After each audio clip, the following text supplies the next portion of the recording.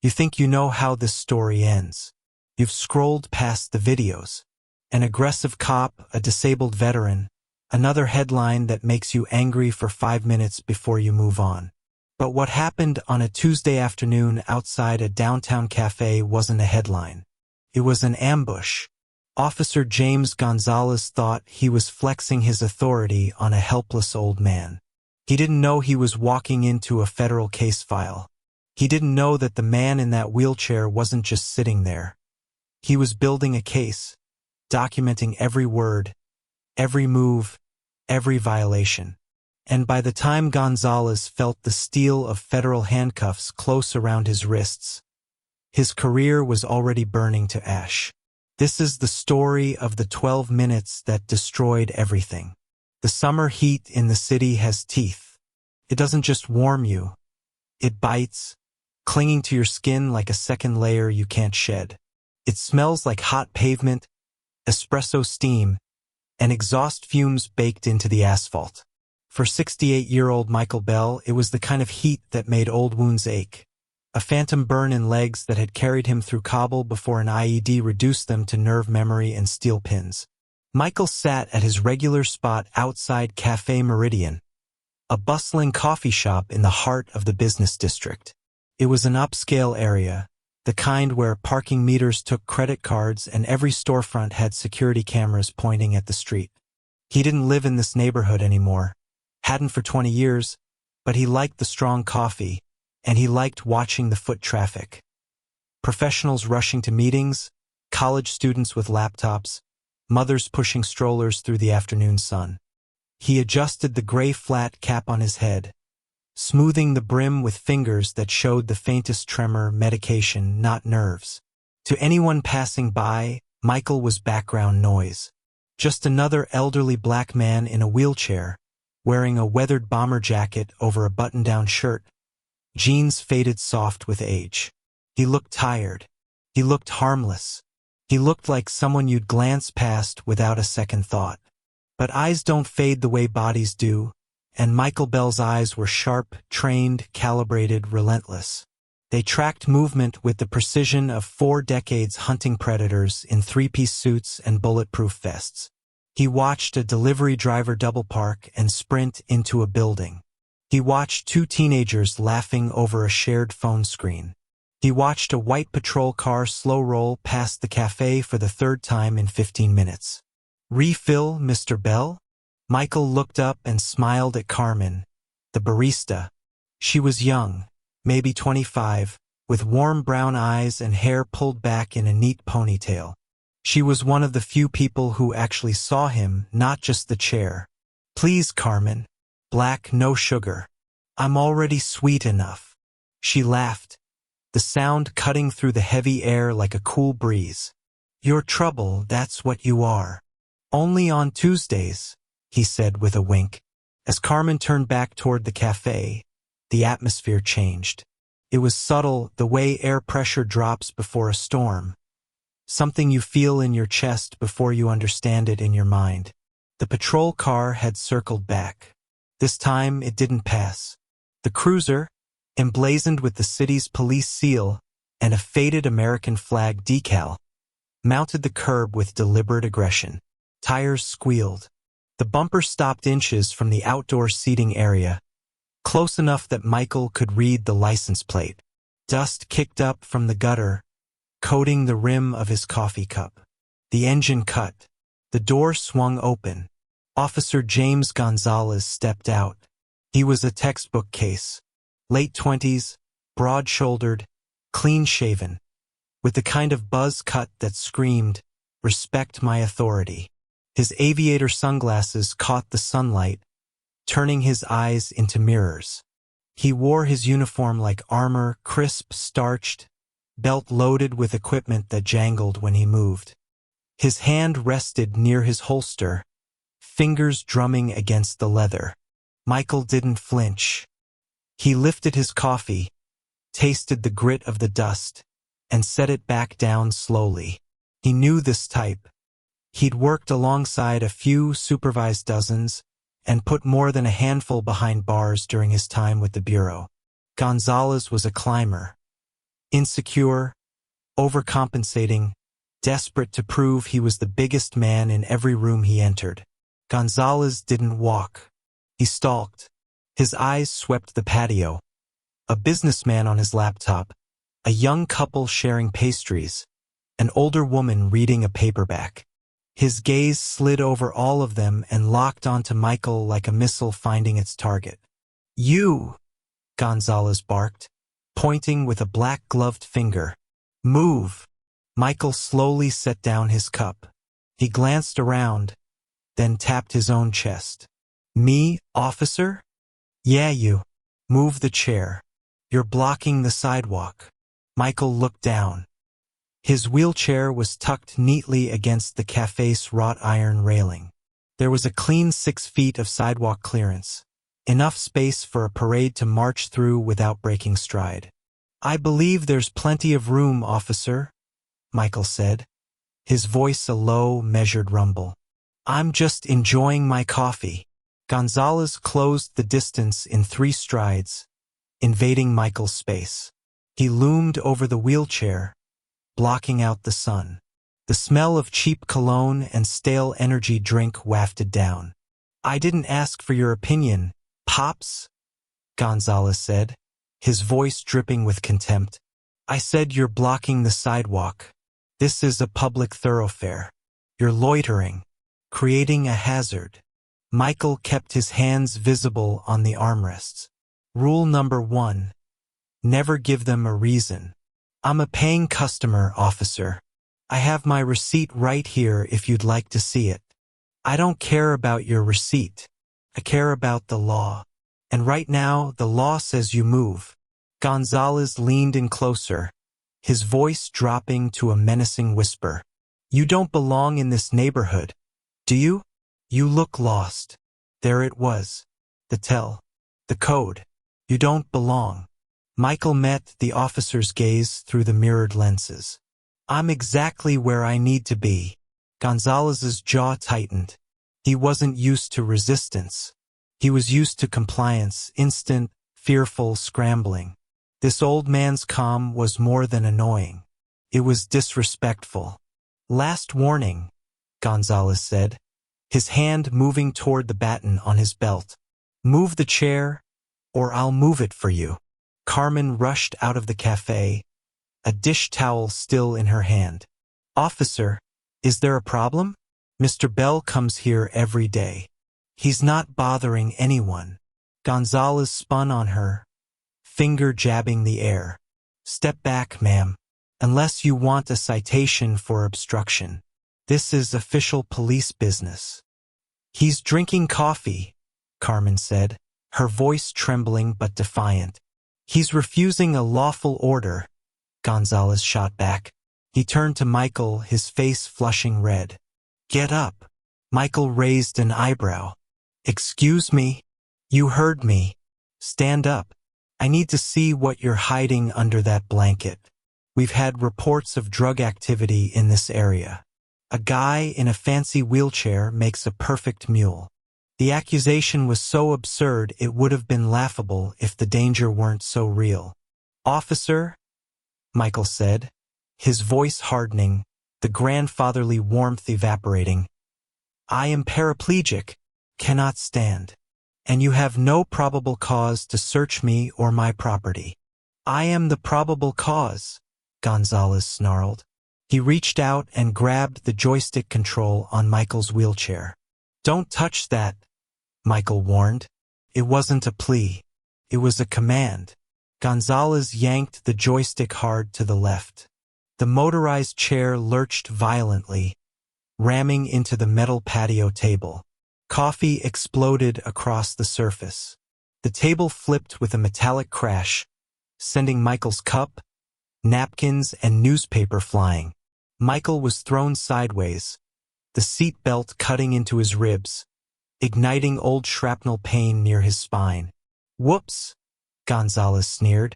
"Looks like you lost control of your vehicle. Operating under the influence." "You son of a—" Carmen lunged forward, but a patron grabbed her arm, holding her back. "Call the real police." someone shouted from inside the cafe.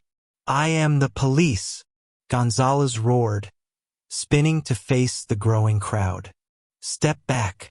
This man is resisting arrest." He turned back to Michael, who was struggling to right himself in the tilted chair, breath coming in short, pained gasps. Gonzalez unclipped his taser. The yellow plastic gleamed in the afternoon sun. "Get out of the chair," Gonzalez commanded, aiming the weapon at Michael's chest. "On the ground. Now." Michael looked at the taser, then up at Gonzalez. The fear should have been there, the panic, the submission. But all Gonzalez saw in those dark, weathered eyes was a cold, terrifying calculation. "You're making a mistake, son," Michael said quietly. "A career-ending mistake." Michael Bell hadn't always been invisible. There was a time when his name carried weight in federal buildings from D.C. to Los Angeles. 40 years with the Bureau, longer than most marriages, longer than some careers exist as professions. He'd started in the field office in Detroit during the crack epidemic, worked his way through organized crime, public corruption, and finally counterterrorism. In 2003, he led the task force that dismantled the Sentinel Network, a domestic terror cell planning coordinated attacks on 3 federal courthouses. 16 arrests, 0 casualties. The director himself pinned the FBI Medal of Valor to Michael's chest in a ceremony he barely remembered because he was already planning the next operation. Then came Kabul. Advisory mission, they called it. Training Afghan police to build cases that would hold up in court. He was the elder statesman, the guy who'd seen it all, until an IED hidden in a market stall saw him first.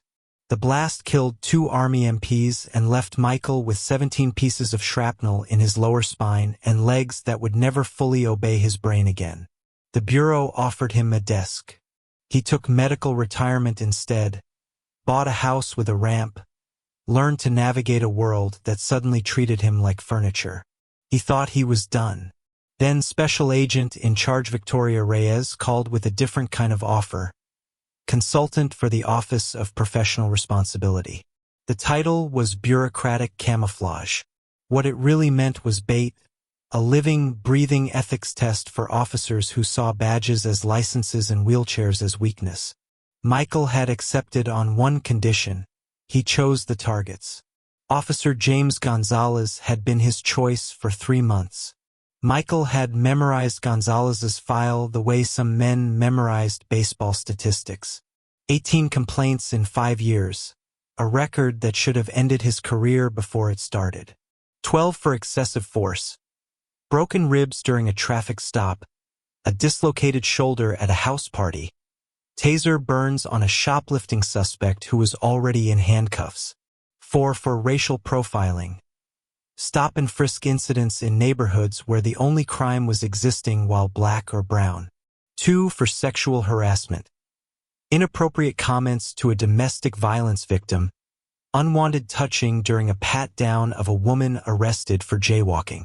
Every single complaint had been investigated by Lieutenant Marcus Brennan, Gonzalez's direct supervisor and former partner.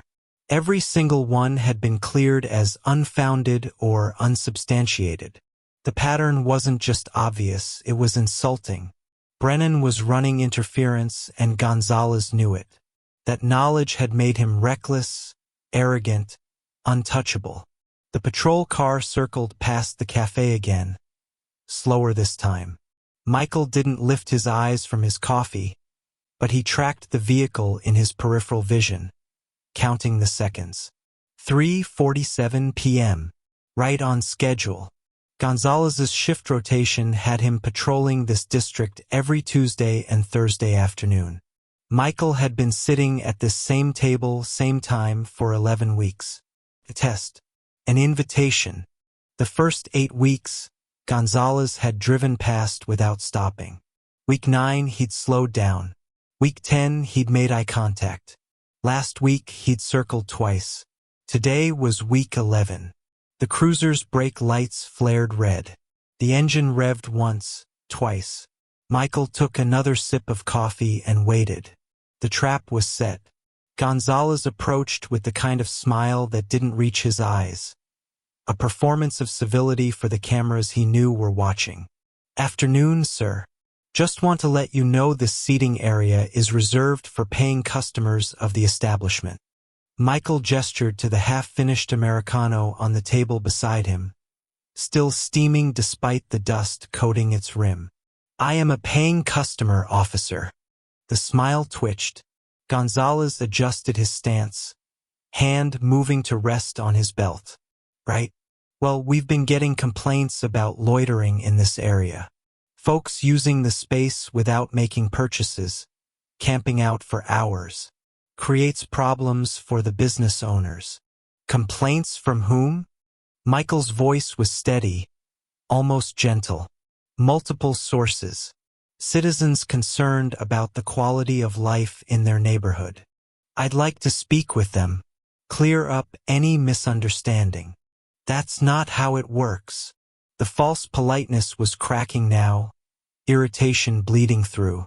"I'm giving you a courtesy warning. If you're done with your coffee, it's time to move along." "I'm not done with my coffee, officer, and I've been coming here for weeks without issue." Gonzalez's jaw tightened. "I don't care how long you've been coming here. I'm telling you there's a problem now." Beneath Michael's jacket, the wire captured every word, every inflection. The digital recorder, FBI property, serial number logged and sealed in evidence, transmitted directly to the surveillance van parked 2 blocks away, where Special Agent Victoria Reyes sat with headphones on, listening to Gonzalez dig his own grave one sentence at a time. "What exactly is the problem, officer?" Michael asked. "You are." Gonzalez keyed his radio, never breaking eye contact with Michael. "Unit 74 to dispatch. Need a backup unit at Café Meridian, corner of 5th and Market. Possible 647B. Static crackled. Copy 74. Unit 32 responding." Michael kept his hands visible on the armrests, fingers spread. His voice remained level, almost conversational. "Officer, I'm a veteran. I served this country for 4 decades, including time with the FBI. I think we can resolve this without escalation." Gonzalez's smirk was immediate and poisonous. "Sure you are, old man. And I'm the Pope. Let me guess. You're also a Secret Service agent and a Navy SEAL." A second patrol car pulled up, and Officer Davis stepped out. Younger, uncertain, his eyes darting between Gonzalez and the growing crowd. He'd been on the force 18 months. This was his first rodeo with Gonzalez's theatrics, and the discomfort showed in his shoulders. Around the patio, phones emerged from pockets and purses. Red recording lights blinked like warning signals. A businessman held his iPhone steadily. A college student angled for a better view. The digital jury was assembling. Carmen pushed through the cafe door, her voice cutting through the tension. "Officer, Mr. Bell has been coming here 3 times a week for months. He's never caused any trouble. He tips well. He's polite to everyone. Ma'am, I need you to go back inside." Gonzalez pointed at the door. "This is official police business. You're interfering with an investigation." "Investigation of what?" "Drinking coffee. Inside. Now. Or you'll be joining him in cuffs." Carmen's hands trembled, but she stood her ground for another 3 seconds before the businessman touched her elbow and whispered something. She retreated but didn't go far.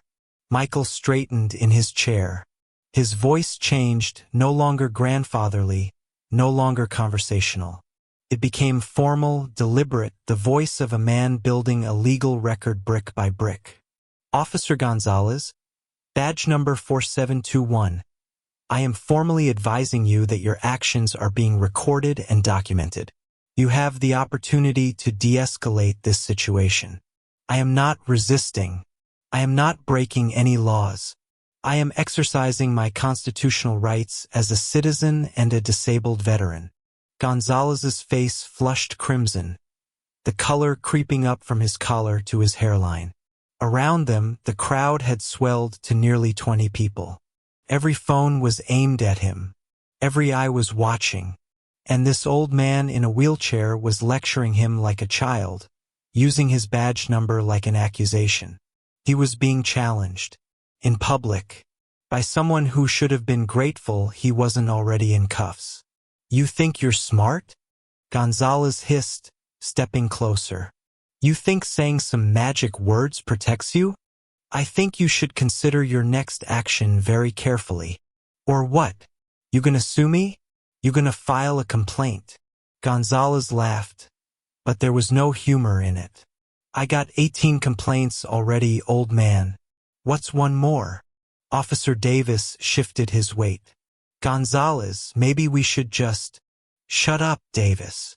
Gonzalez reached for the wheelchair handles, his hands closing around the grips with enough force that his knuckles went white. Michael's eyes met his one last time. "Don't." Gonzalez yanked the chair backward. The world tilted and Michael fell. The wheelchair rocketed backward. Michael's body, still strapped in, followed the momentum for a sickening half-second before physics intervened. The front wheels caught on the uneven pavement, the chair bucked, and Michael was ejected like a crash test dummy. He hit the concrete shoulder first with a sound that made people gasp, bone and flesh meeting asphalt.